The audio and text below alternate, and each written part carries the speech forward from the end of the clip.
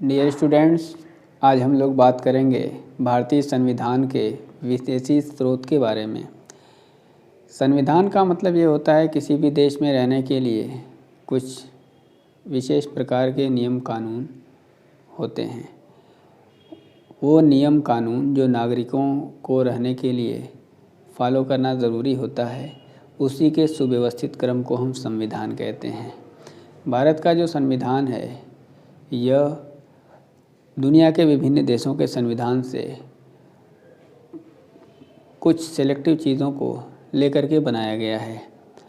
आइए देखा जाए कि भारत का जो संविधान है, जो विश्व का सबसे बड़ा लिखित संविधान का दर्जा प्राप्त किया हुआ है, इस संविधान के जो स्रोत हैं वो कौन कौन से देश से कौन कौन से आर्टिकल्स को लिया गया है। सबसे पहले हम ब्रिटेन की बात करते हैं। भारत के जो संविधान में संसदीय जो प्रणाली है, विधि निर्माण की जो प्रक्रिया है और एकल नागरिकता जो है, ये भारतीय संविधान में ब्रिटेन के संविधान से ली गई विषय वस्तु है। दूसरा है अमेरिका। भारत के संविधान में न्यायिक स्वतंत्रता का अधिकार और मौलिक अधिकार, ये दो ऐसी चीज़ें हैं जो भारत के संविधान में अमेरिका के संविधान से ली गई हैं। अगला है जर्मनी।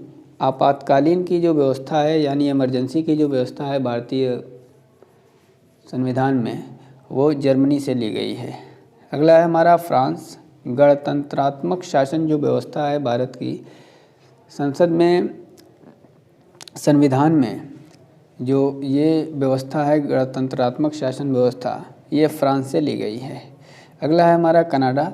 राज्यों में जो शक्ति का विभाजन है, केंद्र सरकार की शक्ति अलग है, राज्य सरकार की अलग है, तो राज्यों की शक्ति का जो विभाजन है, ये विभाजन की प्रक्रिया हमारी कनाडा देश से ली गई है।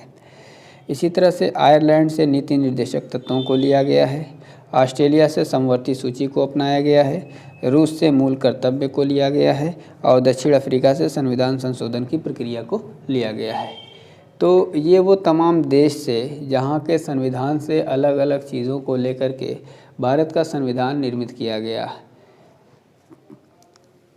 तो आज के इस वीडियो में हम लोगों ने ये जाना कि भारत के संविधान बनाने में विदेशी देशों से कौन कौन सी चीज़ें ली गई, उन सारी चीज़ों के बारे में अध्ययन किया।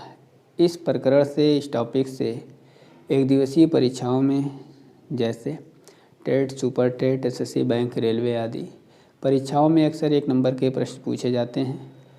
तो इस पॉइंट ऑफ व्यू से ये टॉपिक काफ़ी इम्पोर्टेंट था। जाते जाते हम आप सभी को 26 जनवरी 2022 यानी गणतंत्र दिवस की हार्दिक शुभकामनाएं आप सभी को देते हैं। एक जिम्मेदार नागरिक बने।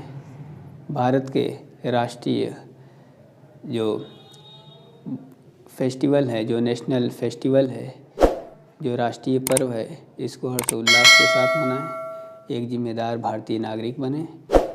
आज के लिए बस इतना ही। मिलते हैं फिर नेक्स्ट वीडियो में।